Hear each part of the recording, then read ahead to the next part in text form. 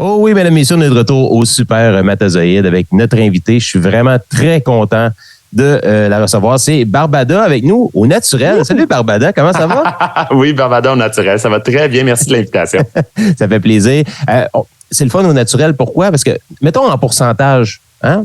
Au naturel comme ça ou en drag queen, c'est quoi le pourcentage dans ta vie de tous les jours à peu près?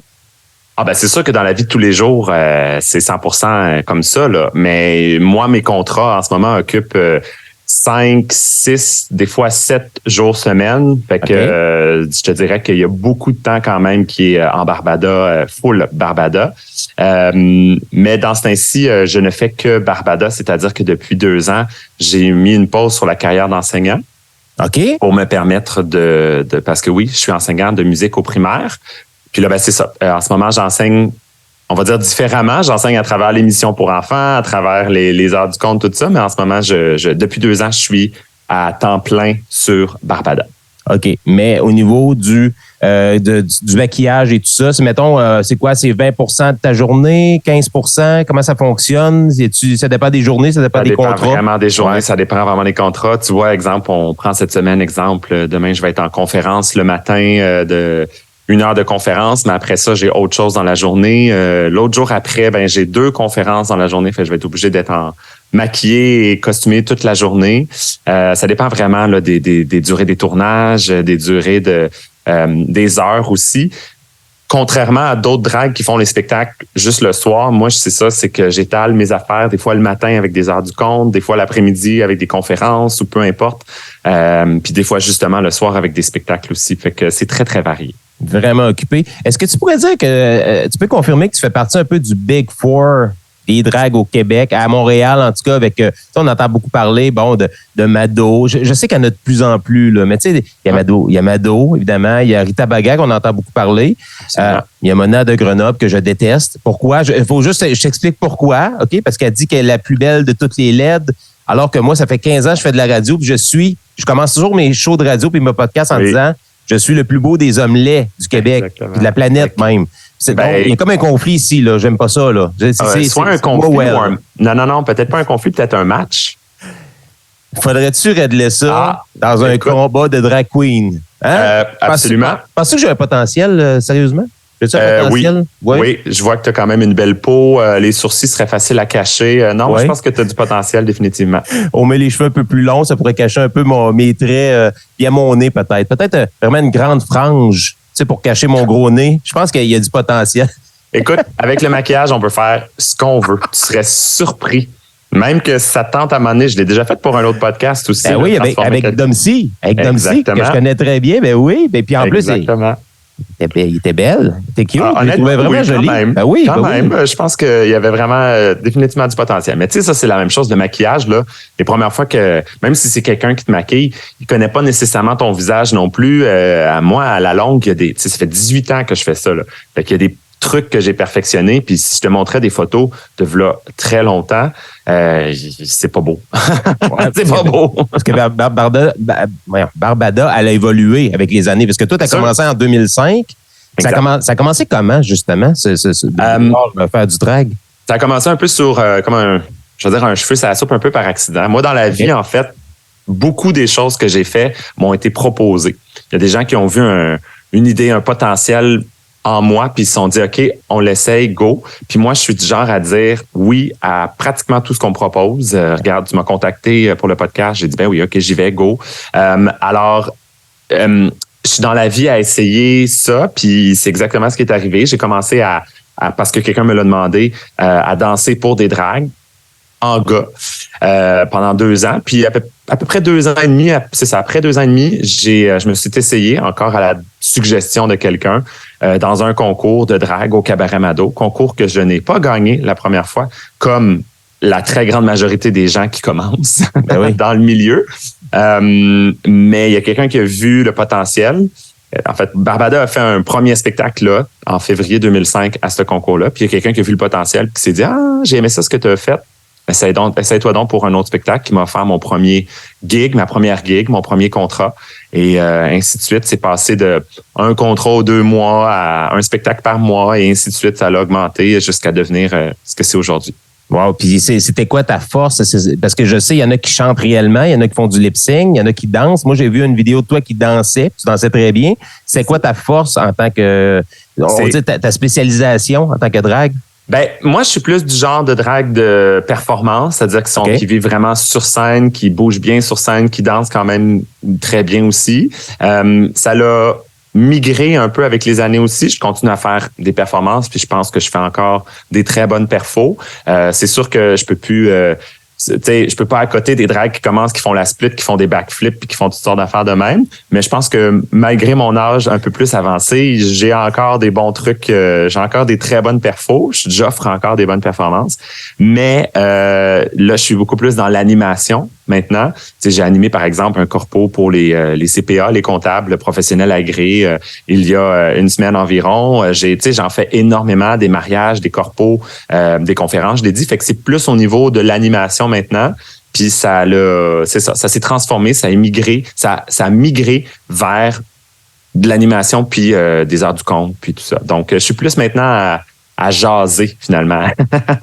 Non, mais c'est bien aussi parce qu'on va se le dire, même moi, quand je t'ai approché pour l'entrevue, il y a toujours une espèce, pas de malaise, mais on veut pas blesser, on a peur, on comprend pas nécessairement les motivations de la personne qui s'est lancée là-dedans parce qu'on va se le dire, c'est pas une maladie mentale, contrairement à ce que des gens pensent. Vous êtes vraiment des gens qui font une performance, vous êtes des artistes, là. On n'a pas peur des mots, là. Puis ça doit pas être évident même de dire, même si on a le goût de faire du drag, d'être une drag queen, de monter sur scène puis de performer devant les gens. Tu sais, je veux dire, c'est pas naturel à tout le monde. Toi, c'était naturel à la base? Ben, c'était naturel, oui et non, dans le sens que j'ai toujours aimé être sur scène. Moi-même, j'ai évolué dans la musique, l'art en général, parce que bon, j'ai fait un bac aussi évidemment à l'université en enseignement de la musique. C'est pour ça que je peux enseigner la musique. Mais j'ai souvent été dans la musique. Quand j'étais dans les cadets, par exemple, c'est là que j'ai découvert la musique. Fait que c'est toutes des. Puis même tout petit, je faisais toujours des spectacles, tu sais, à Noël, là, les petits spectacles devant grand-maman, grand-papa, puis la famille au grand complet. Je me souviens de mon oncle à Rimouski qui avait une maison, qui avait une espèce de grand escalier. C'était parfait. C'était le rêve de tout metteur en scène enfant qui veut monter un spectacle avec ses cousins et cousines. Alors, c'était ça. Moi, j'aimais ça être sur scène, j'aimais ça faire des spectacles, puis ça s'est transformé là-dedans. J'aurais pu, bien entendu, continuer une carrière plus en interprétation de la musique, par exemple, moi, je suis flûtiste, puis devenir flûtiste pour l'orchestre, pour des orchestres, des harmonies, peu importe. Mais c'est pas le chemin que j'ai pris parce que la drague, ça me permettait, tu sais, tantôt, tu disais, en tout cas, les dragues, c'est des artistes. C'est exactement ça. Les dragues, là, c'est des artistes. Puis, dans mes conférences, la définition que je donne, je fais toujours exprès pour dire, donnez-moi une définition selon vous. Puis là, les gens disent, ça, c'est des hommes qui s'habillent en femmes. Ouais. Ça, c'est la définition hyper rapide, au même titre que je dirais, je sais pas moi, par exemple, des policiers, c'est des gens qui tuent du monde. Ouais. Là, c'est exactement la même, parce que c'est vrai qu'il y a des policiers qui tuent des gens, mais on s'entend que c'est loin d'être le métier de policier. Non, c'est un raccourci intellectuel qu'on se donne pour justement donner une réponse rapide, effectivement. Exactement. Puis la réponse complète que je dis aux gens, j'ai dit, regardez, les artistes drag, ce sont des artistes, des hommes, des femmes, des hommes trans, des femmes trans, des personnes non binaires, premièrement. Fait que non, ce ne sont pas que des hommes, premièrement.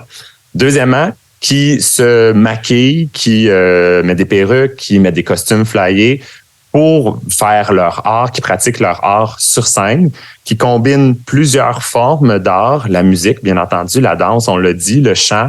Même si on chante pas la majorité du temps avec notre vraie voix, c'est quand même regarder une performance de drague, c'est comme voir la chanteuse. Il faut que ça soit hyper crédible. Il faut que ton lip-sync soit sur la coche pour donner l'impression que tu chantes. Qui font du théâtre parce que c'est des personnages de théâtre puis de l'humour. Fait que tu combines toutes ces formes d'art-là sur scène. Donc, non, ce n'est pas dans la vie de tous les jours. Ce n'est pas, moi, tu le vois, là, tu me vois en ce moment. Ah oui. J'irai pas faire l'épicerie en Barbada, à moins qu'il y ait une caméra à côté qui me filme pour un documentaire ou pour quelque chose de flyé ou pour je sais pas trop quoi, tu sais. Et qui, finalement, adaptent leur art au public qui est présent. Ils sont capables d'adapter leur art, leur joke, ce qu'ils font, leur art, au public présent. Ben là, la définition que je viens de te donner, c'est une définition complète, mais cette définition-là, ça pourrait être une définition de Kiss, de Lady Gaga, de David Bowie, parce que c'est toutes des personnes, des artistes qui mettent du maquillage, des perruques, etc., des coiffures, des choses flyées pour faire leur art sur scène, qui font aussi pas juste de la chanson, qui font du théâtre, qui font de l'humour parfois, qui font etc., autre chose. Fait que finalement, c'est pas très différent. En fait, c'est très peu différent même que de Lady Gaga, de Kiss, de plein d'autres affaires comme ça. C'est tellement bon. Peut-être qu'on chante pas véritablement avec notre vraie voix. C'est bon ce que tu dis, parce que oui, je suis convaincu qu'il y a des gens qui vous aiment pas ou qui ils comprennent peut-être pas, mais qui trippent sur David Bowie, qui est peut-être le personnage le plus androgyne, le plus libéré qu'il y a jamais eu au niveau de la musique dans les années 70. C'est fou comment que cette comparaison-là, je l'avais même pas fait moi-même. Puis je suis un adorateur de David Bowie. Là. Tu sais, je veux dire, c'est incroyable. Qu'est-ce qui fait que les gens ont peur de cette différence-là? Puis je vais revenir après ça au documentaire. Il y a plein de choses à jaser. Là. On va essayer de faire ça dans un temps quand même respectable. Ça pourrait prendre le 2 heures de ton podcast, je te le dis absolument. Facile. Mais qu'est-ce qui fait que les gens... J'imagine que c'est une méconnaissance de votre art, justement, qui fait que les gens... Il y a une partie de peur là-dedans ou je sais pas trop quoi. Oui. 100%, tu as tout à fait raison, mais il y a un élément principal qui est vraiment important.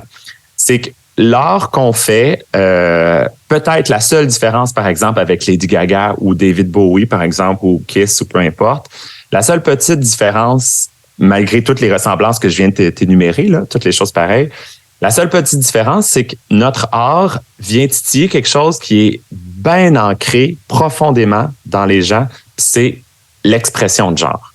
Quand tu nais, là, quand tu es un bébé, là, la première chose que tu comprends, c'est que tu n'es pas un objet. Tu auras beau interagir avec une chaise, une table, il ne te répondra pas. Puis s'il te répond, il y a un problème. D'accord? Fait que ça, c'est la première chose que tu apprends. Après ça, tu apprends que dans les choses qui bougent, là, les êtres vivants, il y a des humains, mais il y a aussi des chiens, des chats, des animaux. D'autres. Fait que là, tu fais comme, OK, je suis pas comme ça, c'est moi, je suis un être qui bouge, mais... Puis la troisième affaire que tu apprends rapidement, c'est que dans les êtres humains, il y a des gars puis des filles. Alors déjà, il y a cette catégorisation-là puis cette différenciation-là. Dans certaines, de plus en plus, les gens font comme... expliquent aux enfants que oui, tu peux être un gars, mais qu'il y a plein d'activités pour les gars et pour les filles. En fait, qu'il n'y a pas d'activité qui est nécessairement genrée. Les gars peuvent faire des activités que les filles peuvent faire aussi et vice-versa. D'accord? Mais ça n'a pas toujours été. Mais il reste que quand même, il y a cette catégorisation-là, gars-filles, qui s'installe dès le jeune âge, là, tout petit. Ouais, c'est un choix qu'on fait même pas nous-mêmes. C'est à partir de la création. Tu sais, je veux dire, c'est ça. Exactement. C'est un choix qu'on fait pas nous-mêmes et qui, techniquement, va nous suivre toute notre vie. D'accord? Ouais. Et c'est pour ça que les personnes qui pratiquent l'art de la drague, qui effectivement jouent un peu sur le genre, on va se le dire, gars, filles, on n'est pas sûr, on sait que c'est des hommes, mais ils ont l'air d'une femme, même si je dis ont l'air, des fois, on s'entend, là, ben des femmes que je connaisse portent pas de talons hauts, portent pas de gros maquillage, portent pas de faux cils immenses, portent pas des perruques mauve, bleu, orange, etc. Bon. Ça va titiller cet élément-là, puis cette chose-là qui est ancrée profondément. Et c'est pour ça que ça dérange. C'est la même chose pour ça que en ce moment, on le voit aussi beaucoup aux États-Unis, les personnes trans dérangent autant. Pas parce que alors qu'elles ne devraient pas déranger, là, on s'entend, mais parce qu'elles viennent titiller quelque chose qui a été ancré profondément. Fait que ça vient shaker les fondations de bien des personnes. Des fondations, alors, c'est pratiquement religieux, là, tu sais, des fondations, on va dire, conservatrices, religieuses. Pas nécessairement, parce que tu peux ne pas être religieux puis dire, ben oui, je suis un gars, puis moi-même, tu sais, je suis un gars, puis je suis un gars toute ma vie, puis je fais des fois des affaires de gars, entre guillemets. Mais il reste que c'est pas, comment dire, c'est ancré en toi depuis le jeune âge. Fait que quand il y a quelque chose qui vient titiller ça déstabilise beaucoup. Okay. Et c'est probablement pour ça aussi que ça déstabilise. Maintenant, tu l'as dit, il y a une méconnaissance incroyable aussi. Les gens pensent qu'ils vont voir des spectacles au Cabaret Mado, dans des bars qui sont pour adultes, puis pas à cause du spectacle, là, à cause du fait que les gens qui vont voir le spectacle, c'est dans un cadre de bar. Mm-hmm. C'est pas le spectacle qui fait que c'est pour adultes, c'est l'alcool puis le permis de bar, tout simplement. Parce que la preuve, c'est que souvent, on prend les mêmes artistes, on adapte nos jokes, évidemment. On adapte des fois quelques numéros, puis on va faire des spectacles dans, je sais pas moi, au Time Out Market, par exemple, pour faire une petite pub pour un peu du rack brunch qu'on fait, mais dans plein de restaurants à travers le Québec aussi, dans des salles de spectacle à travers le Québec, où c'est un public tout âge confondu, et le spectacle est aussi bon, tu sais. Mais c'est ouvert à tout le monde. Mais la réaction des gens, on en parle justement, la méconnaissance. Mettons, vous arrivez, moi je vais manger avec ma famille au restaurant, je suis pas au courant, il y a un spectacle. Barbada est en spectacle, ça me fâche. Est-ce qu'il y a des gens qui vous crient après? Y a-t-il des gens qui ont des réactions? Non, ils vous en parlent-tu ou ils gardent ça pour eux, puis après ça, ils vont dire ça sur les réseaux sociaux peut-être, je sais pas? Non, pas du tout. Non? En fait, les gens qui viennent voir ou les gens qui voient ces spectacles-là. Bon, des fois, peut-être que ça dérange les gens parce qu'ils s'attendaient pas à ça, puis qu'ils sont comme, j'aurais voulu être tranquille, puis là, il y a de la musique forte, puis il y a un spectacle. Tu sais, mais ce serait Lady Gaga qui débarquerait, je reprends ça comme exemple, puis probablement que ces personnes-là seraient aussi dérangées. Tu sais. Ouais. Bon. Mais là, c'est pas le fait que ce soit un spectacle de drague, c'est le fait qu'il y ait de la musique forte, puis les autres sont étaient peut-être comme pas préparés à ça. Mais les gens qui viennent voir ça, ils ont tous du plaisir. Ils repartent tous en disant « J'ai vraiment aimé ça, c'était bien le fun, pas de problème ». Les gens qui commentent en ce moment sur les réseaux sociaux, et malheureusement, certaines personnes qui m'écrivent puis qui se gênent, ils sont jamais venus voir les spectacles qu'on fait familiaux. Ils sont jamais venus voir. Ils vont voir, ils regardent peut-être, mettons, ils voient des images sur Instagram, ils voient des images, un Instagram qui est censé être pour 13 ans et plus en passant, là, d'accord? Alors, il n'est pas censé avoir d'enfants qui voient ces images-là, techniquement. Non. Alors, sinon, je suis désolé, les parents, vous faites pas la bonne job. Des images de RuPaul's Drag Race, qui ça aussi est pour un public averti, d'accord? C'est marqué, c'est bien écrit devant au début de chaque épisode. Et là, ils s'imaginent que ce qu'ils voient dans ces émissions-là, c'est ce qu'ils vont voir sur Instagram ou peu importe les réseaux sociaux, c'est ce qu'ils vont voir dans les spectacles pour enfants. Mais je vous le dis, on en a fait des spectacles. Je dis pour enfants, mais pour toute la famille, en fait, là, on en a fait des dizaines, des centaines, des milliers de spectacles comme ça qui sont... Et on fait excessivement attention de bien choisir les costumes qu'on porte pour pas que ça soit déplacé, de faire des chansons qui sont grand public, des fois en français, des fois en anglais. On essaie de varier un peu pour être sûr d'inclure du francophone aussi. Ben oui. On en a moins des fois dans notre répertoire, malheureusement. Puis, évidemment, de faire des jokes qui sont 100% appropriés. Un peu comme Shrek.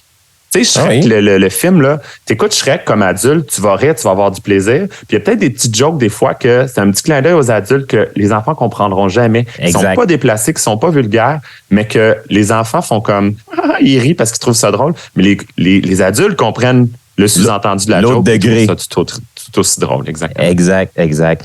Justement, en 2016, tu as commencé ça, les contes. Hein? Les contes avec les jeunes, avec les enfants.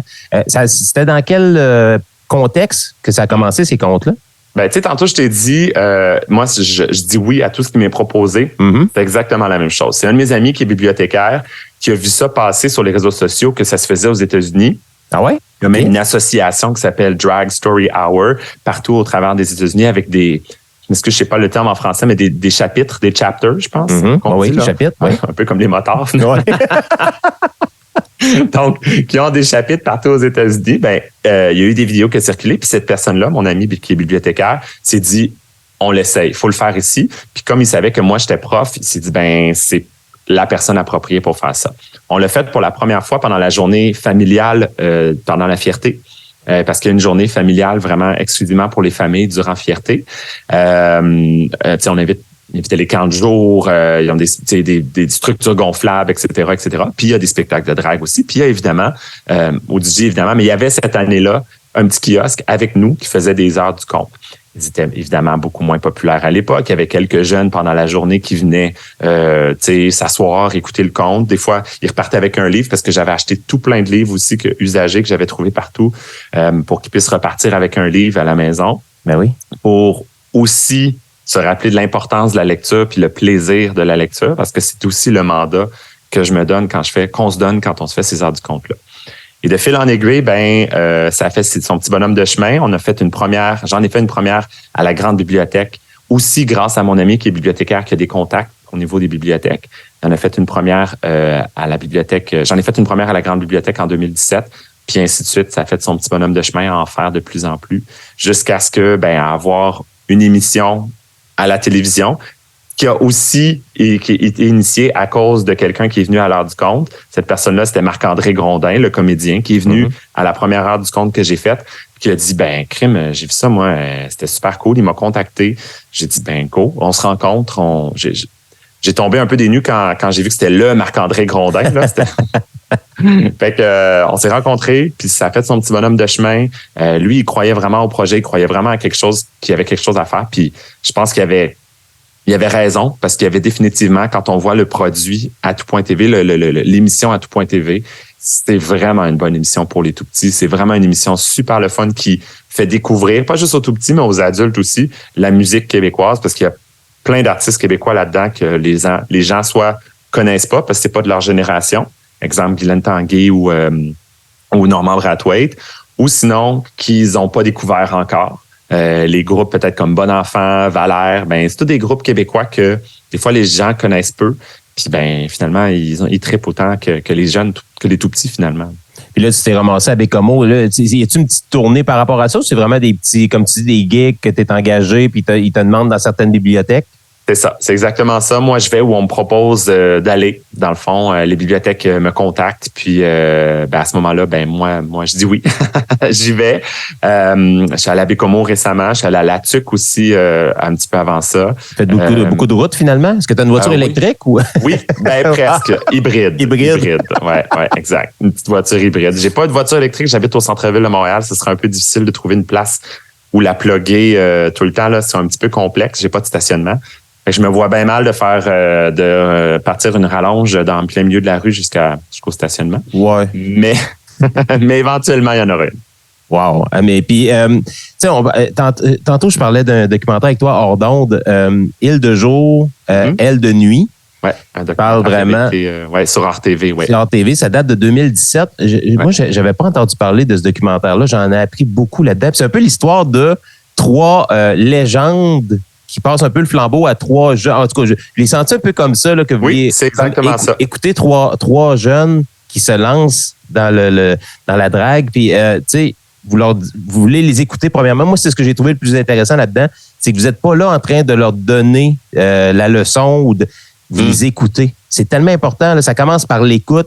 Vous voulez savoir leur cheminement, pourquoi ils s'en vont là-dedans, qu'est-ce qu'ils veulent faire. Puis même que j'ai appris quelque chose dès l'épisode 1, on peut être une femme puis être une drague. C'est quoi? C'est ça une bi-drague? T'as pas une expression spéciale? Il y a certaines personnes qui vont dire des bio-queens ou des faux queens. Bon, OK. Parce que c'est une femme cisgenre qui fait de la drague. Mais en réalité, beaucoup des bio-queens veulent simplement se faire appeler des drag queens. Puis ça, le meilleur exemple que je peux te donner, là, c'est Mickey Mouse. D'accord? Okay. Quand tu vas voir Mickey Mouse, là, tu te poses pas la question si en dessous, c'est un homme ou une femme. Mais je suis désolé, on le sait pas. Parce que ça pourrait très bien être une femme aussi, là. Mickey Mouse, il parle avec la petite voix full aiguë. Pas sûr que c'est tous les hommes qui peuvent faire une voix aiguë comme ça. Fait que ça se pourrait très bien que ça soit une femme. Puis tu t'en contrefiches. Tu te dis, ben, c'est Mickey Mouse. Puis tu le serres dans tes bras puis t'as full de plaisir. Même affaire avec les drags. Youpi, c'est encore plus difficile. Il parle pas du tout. C'est vrai? C'est très vrai. Ben oui, exactement. Sur mon émission, là, on en a des mascottes aussi qui viennent dans l'épisode d'Ariane Moffat. Puis, à un moment donné, ben, on s'est amusé pas moi, parce que moi, j'étais devant la caméra, mais plein des gens du crew se sont amusés à faire les mascottes pendant quelques temps parce que c'était tellement chaud qu'à un moment donné, comme je suis pas capable, faut avoir un relais, faut prendre le relais. Puis, ben, des fois, c'est un gars, une fille, on s'en fout. Voilà. Et même affaire. Good. Écoute, partie un peu plate, mais quand même, tu sais, l'épisode, je l'ai appelé, évidemment, avec beaucoup de sarcasme et d'ironie, Barbadanger. Hein? Parce que là, il y a comme, évidemment, tu comprends l'ironie, le sarcasme là-dedans. T'es loin d'être dangereuse ou dangereux. Mais les dragues le sont pas. Non, absolument pas du tout. C'est ça, le sarcasme et l'ironie là-dedans, derrière le titre.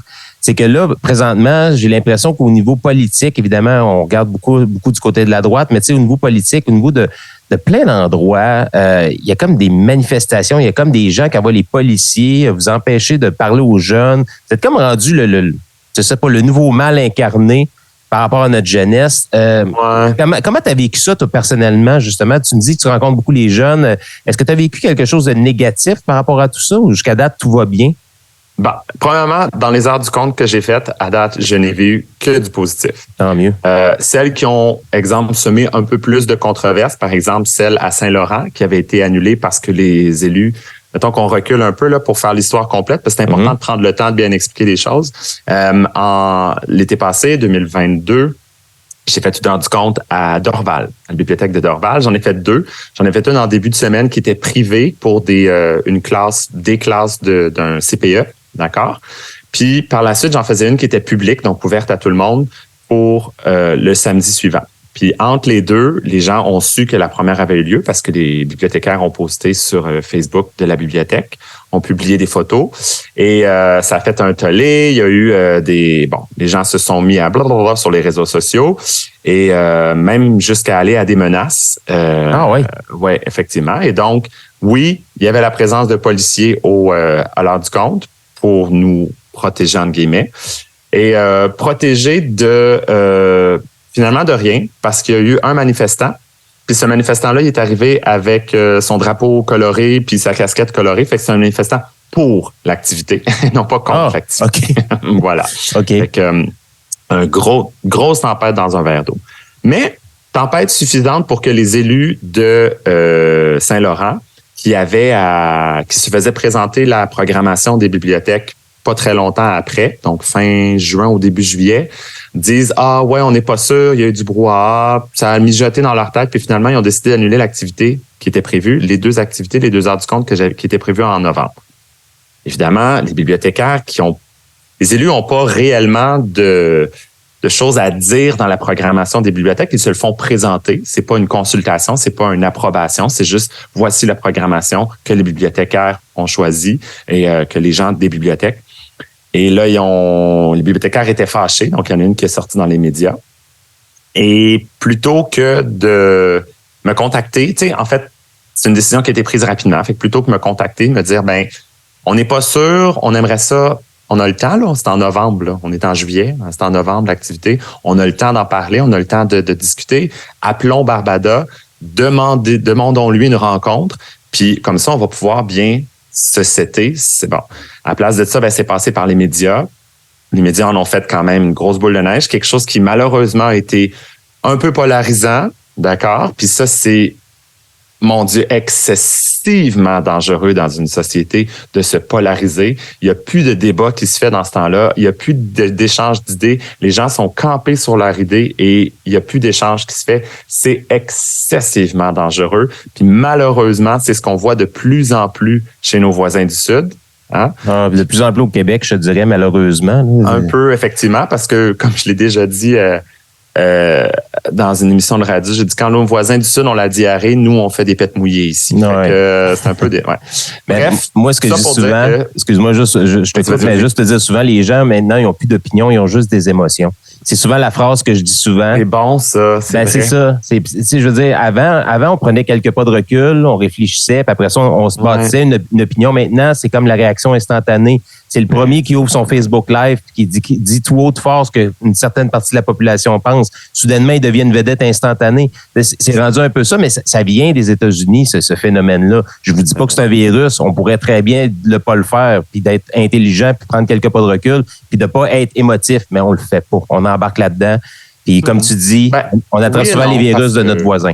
C'est vrai. Mais je suis quand même d'avis qu'il y a énormément de positifs. Il y a énormément de personnes qui m'apportent leur support, mais parce que les réseaux sociaux sont pas faits de cette façon-là, les réseaux sociaux deviennent des chambres d'écho où les gens ne voient que ce qu'on leur présente finalement, que des personnes qui pensent comme eux et ils ont l'impression que il y a plein de personnes, il y a 100 personnes qui ont liké mon like. Mais 100 personnes sur les 8 millions qu'on est au Québec, là, et voilà. C'est rien. T'sais, alors, ils sont convaincus que ce qu'ils disent, c'est la bonne affaire.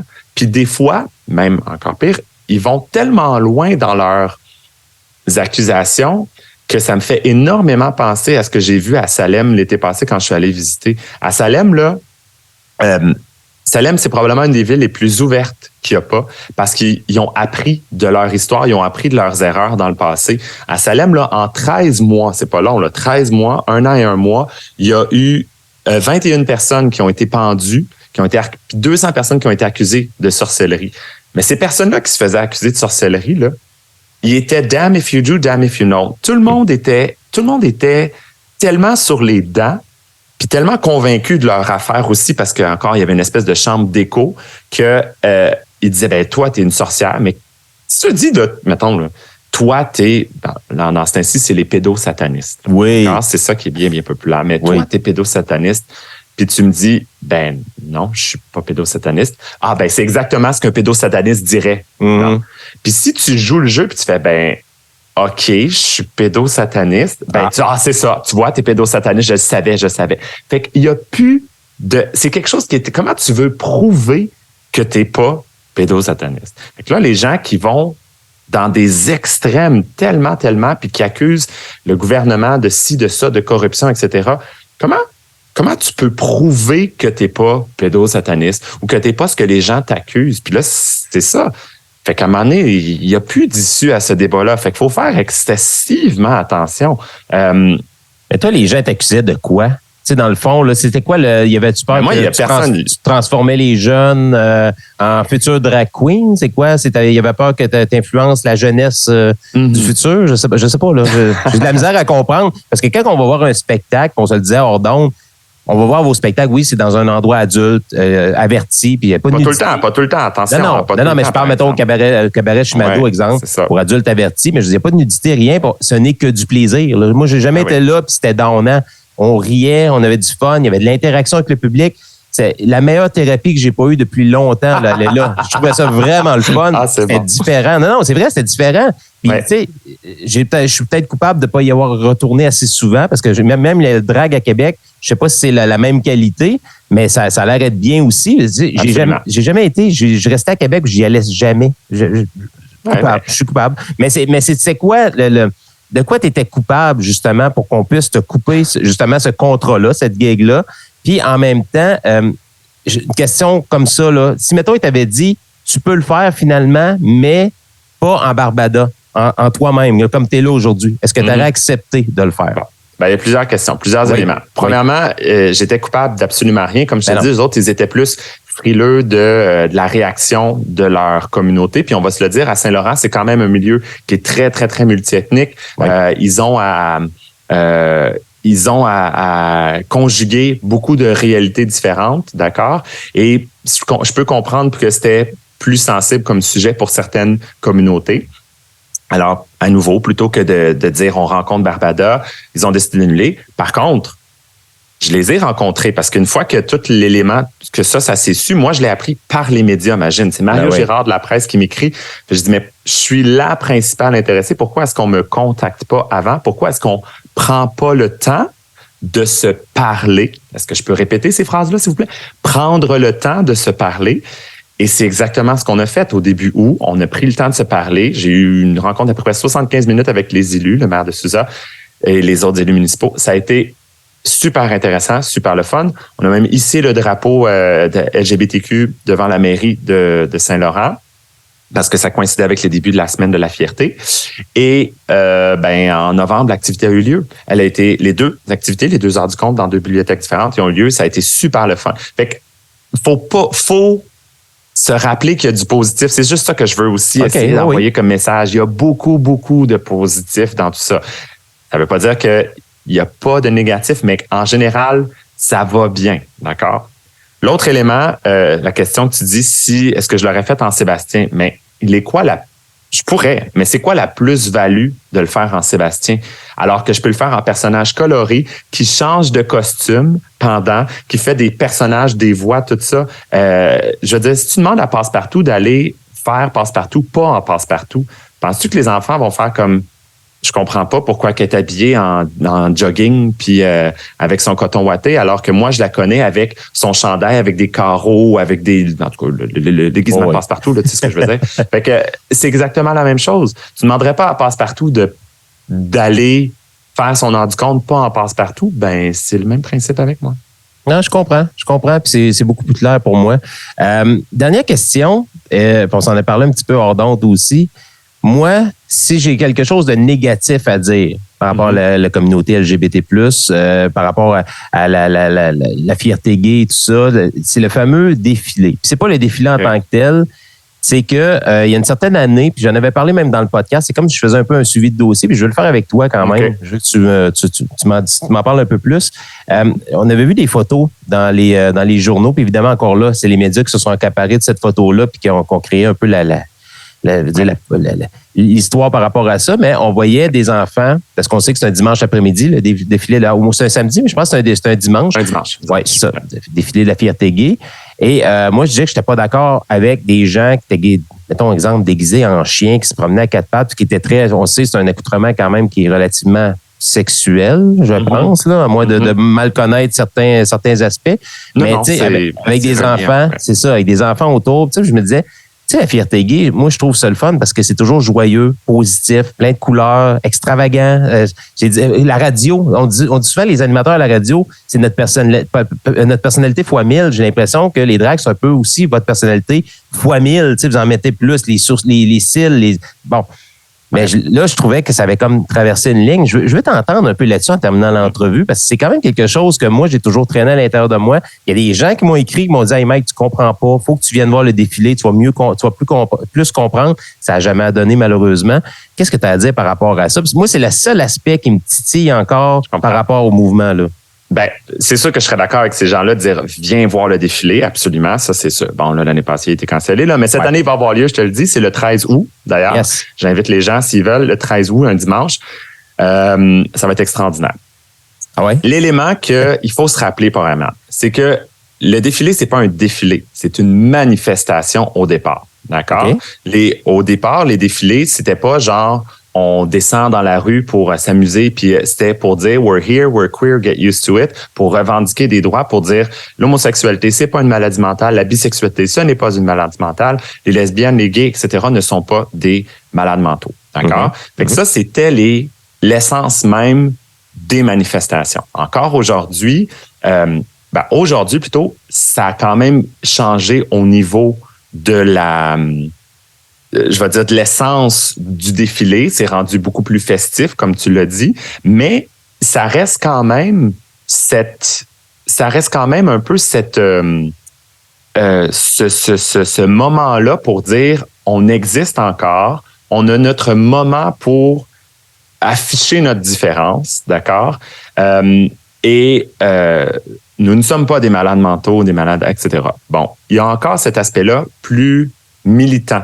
D'accord? Et dans le défilé, d'ailleurs, il y a beaucoup d'organismes qui ont pour la fois dans l'année un peu de visibilité. La journée dans l'année ont un peu de visibilité publique, des médias, du grand public, etc. Vous prenez la rue, puis ils se font voir, évidemment, puis font passer leur message. Très bon. Exactement. Au même titre que, un peu, par exemple, je sais pas moi, la Saint-Jean-Baptiste. La Saint-Jean-Baptiste, ça quand même aussi, tu irais pas sur la Saint-Jean-Baptiste, en tout cas, techniquement, mettre plein d'artistes qui sont pas québécois ou faire jouer je sais pas moi, des grosses chansons américaines ou tout le long. Tu sais, la Saint-Jean-Baptiste, c'est aussi pour célébrer le Québec, le francophone en général. Tu comprends? Bon. Fait que c'est un peu le même principe pour ça aussi. C'est pour dire on a notre journée dans l'année. Cette journée-là, c'est pour montrer qui on est. Évidemment, maintenant que ce côté politisé puis engagé puis militant des défilés est plus nécessairement la raison d'être du défilé. Moi, je suis d'avis aussi qu'il faut quand même prendre en considération qui vient voir le défilé. Et c'est pour ça que oui, je suis d'avis qu'il faut quand même faire attention à ce qu'on présente. D'accord? Comment on s'habille, ce qu'on présente. Il reste que la sexualité... Mais en même temps, il n'y a pas... Faire attention, parce que quand on dit la sexualité, il n'y a pas nécessairement de sexualité dans la rue. Il y a parfois, il n'y a pas de nudité en passant dans celui de Montréal. Si tu vas voir celui de Toronto, oui, c'est accepté, par exemple. Les gens peuvent défiler. J'ai vu des faux faunes. Ah oui, effectivement. Non. Moi, je te dis que je vais à la plage puis je vois des faux faunes aussi, pas parce que je vais à la plage de tout nu, là, parce qu'il y a des filles, il y a des femmes qui ont des G-strings. J'ouvre la télé à 7h15 le soir puis j'envoie des faux faunes. C'est aucun stress, là. C'était une blague. Là. Exactement. Bien sûr, j'avais compris, puis j'espère que les gens ont compris aussi. Oui. Mais il reste que certains aspects peut-être plus sexuels, puis on s'entend, là, c'est la fierté gay aussi, ça reste, c'est pas la fierté gay, là, c'est la fierté de la communauté LGBTQ. Ça reste quand même une grosse partie des gens qui ont une orientation sexuelle, ça dit sexuelle différente, qui veulent s'afficher pour une journée. Fait que c'est sûr que la base même de cette différence-là, c'est du point de vue sexuel. Mm-hmm. Par contre, je suis d'accord avec toi que certaines fois, maintenant que ça s'est transformé un peu, il faut prendre en considération les gens qui viennent voir le défilé, prendre en considération qu'il y a peut-être des enfants qui vont être là, qui vont peut-être voir des choses qu'ils comprendront pas. Et c'est pour ça qu'il faut faire attention à ce qu'on présente. Moi, quand je vais faire les heures du compte, à nouveau, je le présente de façon super polie, super adaptée au langage que eux comprennent. Dans le défilé, il faut quand même, je pense, garder ça en tête. Il y a des gens de la communauté LGBTQ qui ne seront pas d'accord du tout, qui vont dire non, c'est ma journée pour me montrer, pour être là, je vais faire ce que je veux. Moi, c'est pas mon discours. Je pense qu'il faut quand même prendre en considération les gens qui viennent voir, puis faire en sorte que ça veut pas dire de changer qui on est. Ben non. Ça veut pas dire de s'habiller en, excuse-moi, on va dire en straight, là, ça se dit pas de s'habiller en straight, mais tu comprends ce que je veux dire, de tous se mettre en noir tout d'un coup parce qu'on veut pas afficher nos couleurs ou on veut pas. Non, pas du tout, pas du tout. Ça veut pas dire de changer qui tu es. Ça veut peut-être juste dire de l'adapter un peu. Puis tu peux mettre peut-être ton masque de poppy, si tu veux, mais peut-être garder, par exemple, des shorts. Oui. Faire en sorte qu'on voit peut-être pas la queue en bas de plug, tout ça. C'est peut-être ça. Mais ça, j'en ai eu la discussion avec un ami absolument. En fait, c'était même l'ami qui était sur la photo en question. On a fait référence. On ne le reconnaît pas, évidemment, à son masque de chien. On ne le reconnaît pas. Mais moi, je savais que c'était lui.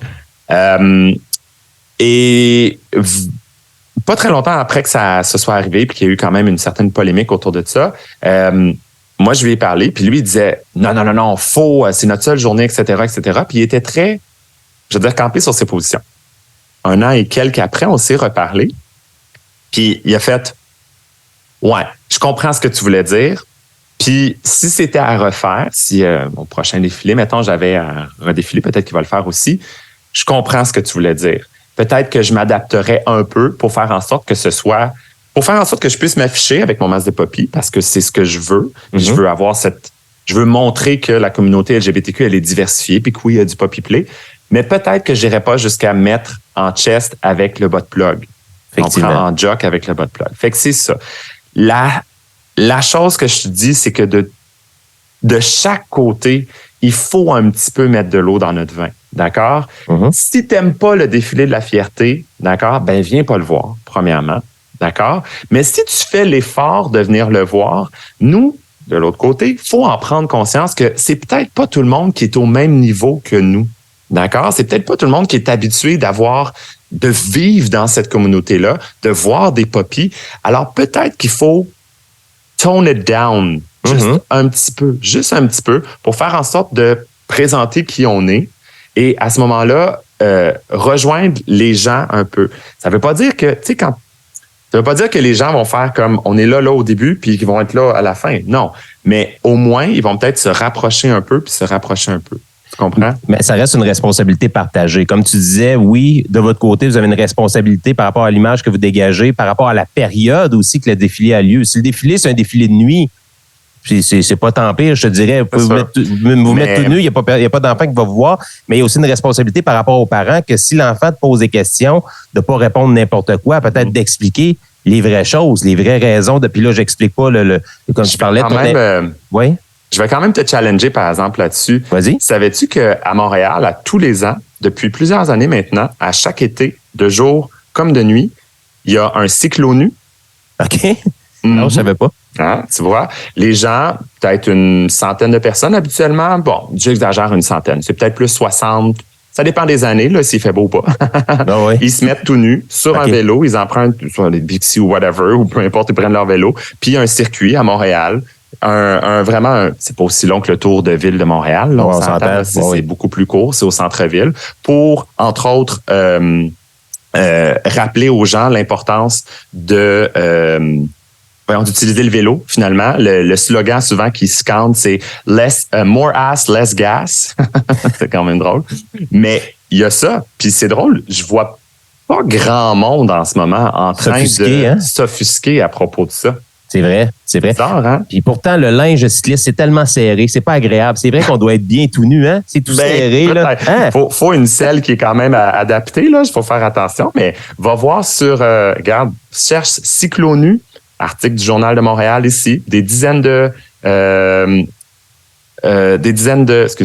cyclistes nus dans les rues de Montréal et ainsi de suite. Ça, c'était en juillet 2022, là, c'était l'année passée, puis ainsi de suite. C'est une manifestation cyclonudiste internationale qui se déroule à plein de pays dans le monde, puis qui a une édition à Montréal aussi à chaque été. Je savais pas qu'il y en avait une à Montréal. J'avais déjà vu ça ailleurs, mais pas à Montréal. Donc, il y en a même, des fois, il y en a même, je pense que certaines années, il y en a eu 2. Il y en a une de jour et de nuit. 2 jours quand même, hein? Puis sérieusement, j'ai pas entendu personne déchirer leur chemise là, par rapport à ça. Fait que. Nope. Hey, dernière question, si des fois il y a des gens qui t'écoutent, trouvent sympathique, t'ont peut-être jugé au départ, c'est quoi le message que tu auras à leur lancer s'ils veulent, je sais pas, te parler, t'aborder, te poser des questions? Est-ce que les gens peuvent communiquer avec toi directement pour parce que même moi, là, j'ai appris beaucoup dans cette entrevue-là. Je suis sûr qu'il y a des gens comme moi qui sont pas. Ils n'ont aucun problème. C'est ça. Je comprends. Il y a toujours un malaise des fois de dire, je vais te dire la mauvaise chose, je vais te dire le mauvais mot, je vais te l'aborder de la mauvaise façon. Donc, si les gens veulent s'adresser à toi, est-ce qu'ils peuvent communiquer avec toi via les réseaux sociaux? C'est sûr que les gens peuvent m'écrire, évidemment. Je suis quand même très occupé. Fait que c'est certain que soyez conscients que j'ai pas le temps d'avoir une discussion de 30 minutes comme on l'a en ce moment. Là. J'ai même quelqu'un tantôt qui m'a proposé de l'appeler. Je suis comme, ben là, je suis désolé, je vais pas commencer. Parce que t'écris pas à Véronique Cloutier pour lui dire, hey, peux-tu m'appeler? J'aurais des questions. Non. À un moment donné, je suis désolé. Puis je veux pas dire que je suis populaire comme Véronique, mais je roule probablement autant que Véronique Cloutier, je vais te le dire. Fait que bref. Mais c'est juste que les gens les voient moins. Mais en tout cas, ça va me faire plaisir d'y répondre. Puis j'essaie, quand c'est fait de façon respectueuse, de répondre. Mais quand je vois que la personne me dit c'est très, très rare en passant, c'est excessivement rare. Mais si les personnes m'écrivent en disant des insultes en départ, ben moi, ma réponse, c'est merci pour votre message. Ça me donne toute la motivation du monde à continuer ce que je fais. Bonne journée. Puis je réponds plus. Mais il y a des personnes qui sont comme, écoute, j'aimerais ça avoir une discussion avec toi. J'ai répondu justement à un monsieur aussi. Par contre, là, à un moment donné, c'est parce que je me rendais bien compte qu'il voulait pas comprendre non plus que ce que je présentais au cabas. Lui était convaincu. Il m'a abordé en disant, est-ce que si j'amène mes enfants de 5 ans et 7 ans au cabaret Mado, est-ce qu'ils vont pouvoir rentrer? Là, j'ai fait, je pense que clairement, c'est une approche qui est pas nécessairement dans l'ouverture déjà. J'ai dit non, ils pourront pas rentrer parce qu'il y a un permis de bar qui leur permet pas d'accepter les enfants parce qu'ils peuvent pas servir de l'alcool aux mineurs. Voilà. Puis là, il dit, mais il y a un permis d'érotisme aussi. Je suis comme, non, il n'y a pas ce genre de permis-là au Québec. C'est pas un bar de danseuse, Maudine. Qu'est-ce que c'est ça? Danseuse. Puis il dit, mais tes enfants, les enfants, ils pourront pas rentrer. Fait qu'ils pourront, c'est pas approprié. Je suis comme, ben non, c'est pas à cause du spectacle. C'est à cause. Puis ce qu'on présente, ça va être adapté, etc., etc. Les mêmes choses que je t'ai dit au début, finalement. Je lui ai dit. Là, évidemment, si la personne ne veut pas comprendre, ben là, on a un problème. Je pense que peut-être la personne s'est un peu rapprochée, mais j'avais quand même un feeling aussi que malheureusement, elle n'avait pas une intention de s'ouvrir puis d'avoir un dialogue ouvert et respectueux. J'ai comme l'impression, faut dire aussi que c'est quand même aussi quelqu'un dont la photo de profil dit je suis le nouveau Trump du Québec. Oh, OK, ouais. Fait que, mais j'ai quand même répondu à cette personne-là. J'ai quand même pris le temps d'y répondre. Là, évidemment, à un moment donné, j'ai fait là, je pense que la discussion mène nulle part. Voici mes arguments, voici là ce que je t'explique, etc. Les drags, c'est des artistes qui peuvent 100% adapter, etc., etc., etc.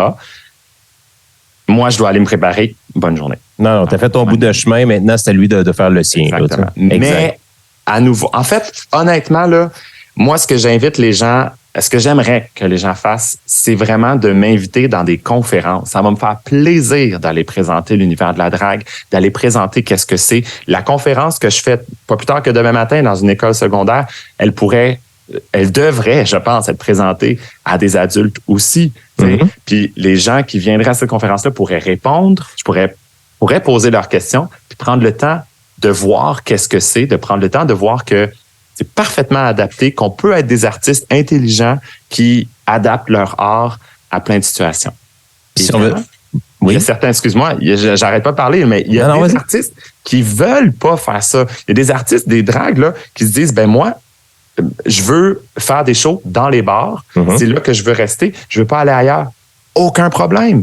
Il n'y a pas de stress. Peut-être que c'est la même chose dans plein d'univers. Peut-être que Mike Ward, ça ne tente pas de lui de faire des spectacles devant des enfants. Peut-être. Mais il y a d'autres humoristes qui pourraient dire, moi, je serais capable d'adapter mon humour pour le faire, pour avoir un spectacle d'humour parfaitement adapté pour les tout petits. Pas de problème. J'ai vu des magiciens faire la même chose. Oui. Des magiciens qui font des spectacles dans les bars avec des numéros un peu edgy, là, entre autres, qui se montrent les fesses, entre autres. Puis c'est super parfait pour des bars.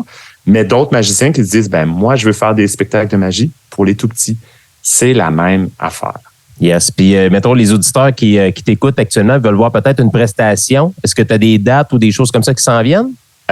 Laisse-moi vérifier vite. J'en ai beaucoup, mais c'est souvent justement des heures du compte, entre autres. Donc, oui, presque toutes les fins de semaine, j'ai des heures du compte.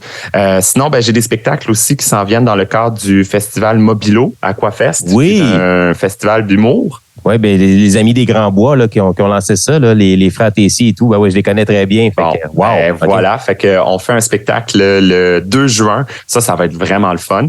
Ça, c'est un spectacle pour adultes. Évidemment, ça se veut 18 ans et plus, mais c'est super, super le fun. Ça va être vraiment trippant. Puis sinon, mon site internet, barbada.ca, où il y a mes spectacles. Barbada, merci beaucoup pour ton temps, pour ton ouverture. Puis, ça a été vraiment agréable. Écoute, je te souhaite bonne chance pour la suite. Puis c'est sûr qu'on va se croiser à un moment donné. J'en suis convaincu. Merci. Je te dis pas quand, je te dis pas où on va se croiser. Puis peut-être qu'un soir, je me lancerai. Je te jure, je m'étais inscrit à la drague en moi. Finalement, j'ai décroché parce que je voulais le faire. Je voulais vraiment le faire. Oui, c'est bien hot, OK. Oui, je voulais surprendre ma femme. Parce que ma femme, je voulais faire un spectacle pour sa fête. Puis je voulais la surprendre. Puis je sais que Rita Baga, c'est comme sa drague préférée à elle. Absolument. Puis je voulais faire comme un double whammy, en même temps. Rita Baga et moi en drague pour la faire rire, pour avoir du plaisir, pour qu'on s'amuse. Puis finalement, le processus était tellement long, tellement irritant que, à un moment donné, j'ai abandonné. Bon, honte à moi-même, là, mais j'ai toujours ça en tête. J'aimerais ça l'essayer un soir. Je te ferai signe, peut-être. On regardera ça. Saison 2. Merci. Puis je veux vraiment, vraiment te remercier d'avoir pris le temps. Parce que c'est ce que j'invite les gens à faire, c'est juste de prendre le temps. Puis ça veut pas dire que ça va toujours prendre une demi-heure, 45 minutes comme on a jasé là, pas nécessairement. Mais juste de prendre le temps de découvrir puis de garder un esprit ouvert. Et une dernière chose que je peux me permettre de dire aussi, là, c'est, puis ça va faire un lien avec ce qui s'en vient, mais tu as le droit d'aimer ou de pas aimer. Il y a personne qui questionne ce droit-là. Tu as le droit d'aimer ou de pas aimer. Moi, j'ai le droit de pas aimer les carottes cuites. J'aime pas les carottes cuites, d'ailleurs. Je préfère les carottes crues. Bon. Mais là où c'est pas correct, c'est de pas respecter les autres. Et pour être capable de respecter, il faut juste que tu prennes le temps. Prennes le temps de découvrir, de comprendre. Puis qu'une fois que tu as pris le temps, tu te dis, OK, je comprends, je respecte les gens qui font ça, mais moi, ça me plaît pas, j'aime pas ça. Aucun problème. Aucun problème, d'accord? Mais au moins, tu as été capable de prendre le temps pour respecter les gens. Exactement comme moi, je n'irai pas dire que les gens qui mangent des carottes cuites sont des caves, des pédophiles, des assaillants, des non, des pédosatanistes. Merci, exactement. Oui. Non, bien sûr que non, parce que je suis capable de comprendre que même si moi, j'aime pas les carottes cuites, il y a des gens qui aiment ça. Yes, merci. Puis on se laisse, évidemment, ta demande spéciale, tu l'as dit. Donc, Aretha Franklin avec R-E-S-P-E-C-T. Le respect. Pourquoi? Exactement. Pour le mot respect. C'est pas une chanson que tu faisais pas ça, cette chanson-là. Oui, aussi? Oui, souvent. Je l'ai faite en spectacle des centaines de fois, là, cette chanson-là. Puis toujours, je pense, très divertissante. Mais, oui, vraiment, si vous avez la chance de me voir faire Respect à un moment donné, vous allez être surpris. Pas une, pas deux, pas 3, mais probablement 4 fois dans le numéro parce que c'est le nombre de fois où je change de costume et de perruque pendant le numéro. Fait que... Yes. Faut être en forme quand même, on va se le dire. Moi, je vais juste enlever mon chandail puis j'ai chaud. Là, je vais peut-être m'entraîner un peu avant de me lancer dans le drag. Là. En tout cas, on y repense. Hey, merci beaucoup encore une fois. Infiniment. On va faire la pause musicale. On revient avec la suite du Super Métazoïde.